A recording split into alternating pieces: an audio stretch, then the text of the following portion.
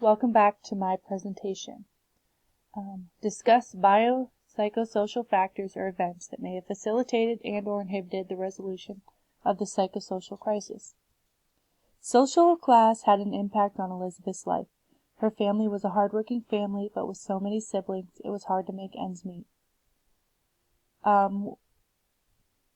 Late teens, early 20s, Elizabeth's father passed away unexpectedly, so her mother was left to support the 7 children that she had, and did this all on her own. Elizabeth was afforded the opportunity to attend nursing classes, and Elizabeth went against her religion and morals when giving her child up for adoption. Even though her family could not help raise a child, they were not supportive of this decision. Age affected her as well. Even though she was in her 20s, she was still did not have a strong sense of self, this making it hard for her to keep her child. Oppression with mental illness. Oppression is the exercise of authority or power in a cruel or unjust manner. Feeling of being burdened mentally or physically and by troubles in certain conditions. This definition was from dictionary.com. It is the social act of placing severe restrictions on an individual or group. This was from the text, Rogers, 2013.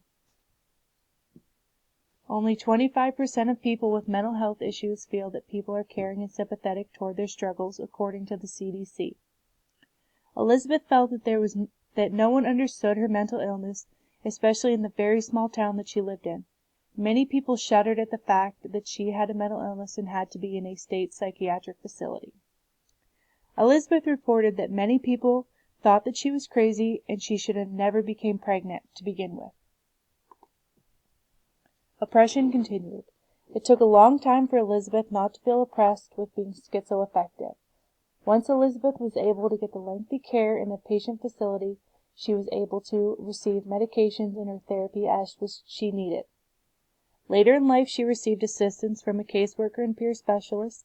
This afforded her opportunities to work with her mental illness and have assistance in many areas that she needed help in. She had many people advocate for her later in life and was able to begin seeing her son again. This was when she could not drive anymore. She no longer had a vehicle, so her peer specialist was able to take her to visit her son and was able to see him at the group home he was at. Biopsychosocial factors or events that affected the psychosocial crisis. Not having the resources to care for a child with ADHD and autism. Not having proper coping skills. To be less stressed as a parent. Being a single parent and not having many support systems. On a social level, Elizabeth was able to maintain jobs to support herself financially.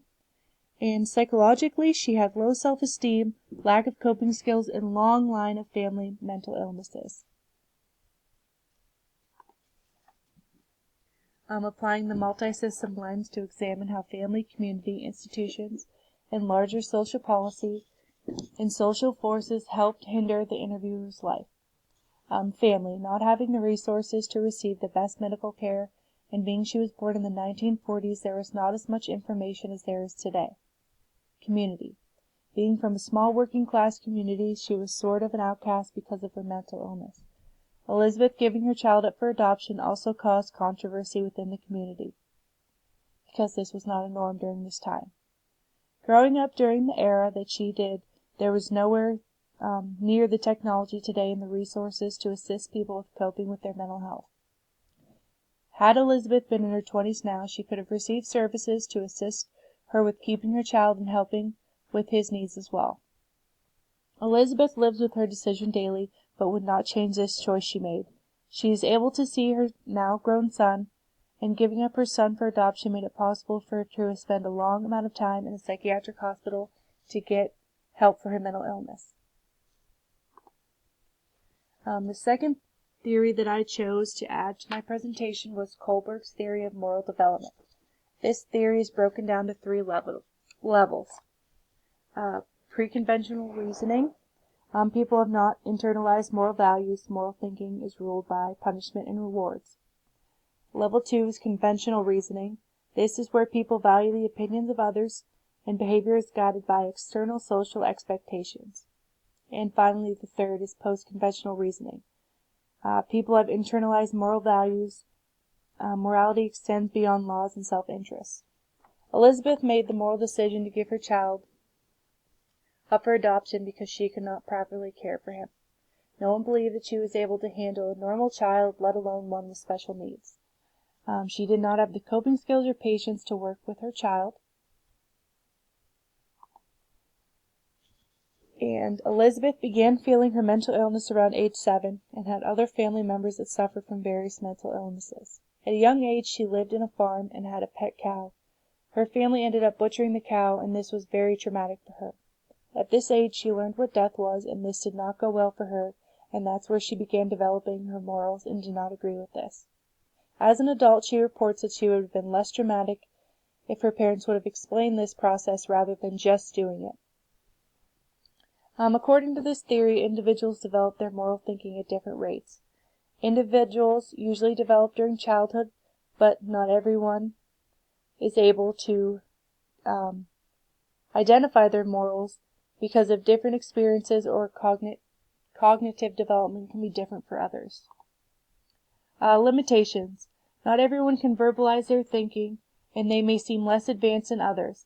This theory is said to be biased because it does not apply to women that are from other cultures, and it's also based on thinking as an individual and not as including the perspective of others. These are my references. My main reference was the textbook, and I also got my definitions from dictionary.com, and I also got information on schizophrenia from WebMD. Thank you for listening to my presentation, and I hope you enjoyed it. Have a good day.